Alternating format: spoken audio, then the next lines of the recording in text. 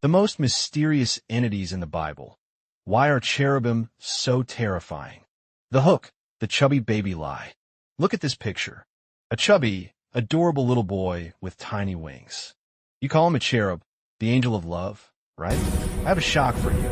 That is a total work of fiction. In the original Bible, if you actually encountered a cherub, you would smile. You would drop to your knees in pure terror or lose your mind, because their true form is more bizarre than any Hollywood horror movie. Today, we are stripping away the cute facade. We are diving into ancient texts and the visions of the prophet Ezekiel to reveal the true face of the entities that guard the gates of paradise. The gritty reality, a creature from a nightmare. Forget the white feathers and halos. According to Ezekiel chapter 1, cherubim are burning entities. Each cherub doesn't have just one face. It has 4 faces looking in 4 different directions. The face of a human, a lion on the right, an ox on the left, and an eagle. Why these 4? In the ancient world, this was the ultimate symbol of total dominion. Humanity, intelligence. The lion, wild beasts. The ox, domestic animals. And the eagle, the sky. And here's the most haunting part. Their entire bodies, their hands, and their wings are covered in eyes. They see everything. They peer through every secret. When they move, they don't turn. They move straight forward like a bolt of lightning. The sound of their wings is so loud that Ezekiel described it like the roar of a massive waterfall or the shouting of a vast army going to war. 3. The mission, heaven's war machines. In modern culture, we think of angels as messengers. But cherubim? Their job isn't to deliver mail.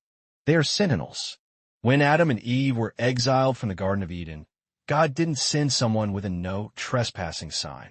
He placed cherubim at the east of the garden, along with a flaming sword that turned every way to guard the path to the tree of life. They're the war machines that protect the holiness of God. They're not friendly. They're not gentle. They exist to separate evil from absolute holiness. If you are a sinner, facing a cherubim means instant destruction. The historical blunder. Why do we draw them as babies? So, when did these 4-faced, multi-eyed entities turn into toddlers with bows and arrows? It all comes down to a Renaissance-era mix-up. Artists began blending the image of putty, minor winged deities from Roman mythology, with the biblical cherubim to make church paintings more accessible and soft. The result? We've tamed a cosmic powerhouse into a Valentine's Day decoration. The truth has been buried under layers of romantic oil paint for hundreds of years. The other entities, when cherubim aren't even the scariest. If you think cherubim are scary enough, wait until you meet the Ophanim.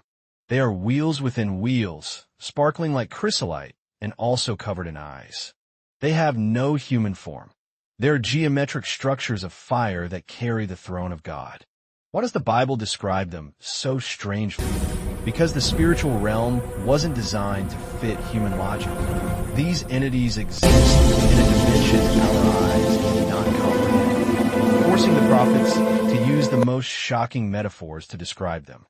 The conclusion, why accuracy matters.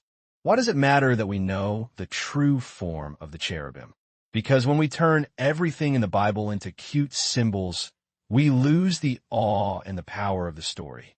The terrifying image of the cherubim is a reminder that holiness is not something to be trifled with. It is powerful, it is fiery, and it is absolute. Now, I want to hear your thoughts.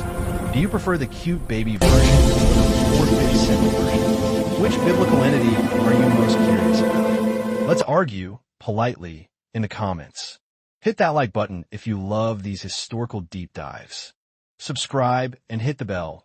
Next week, we are investigating the Nephilim, the giants born of angels and humans. Thanks for watching. Keep seeking the truth, and I'll see you in the next one.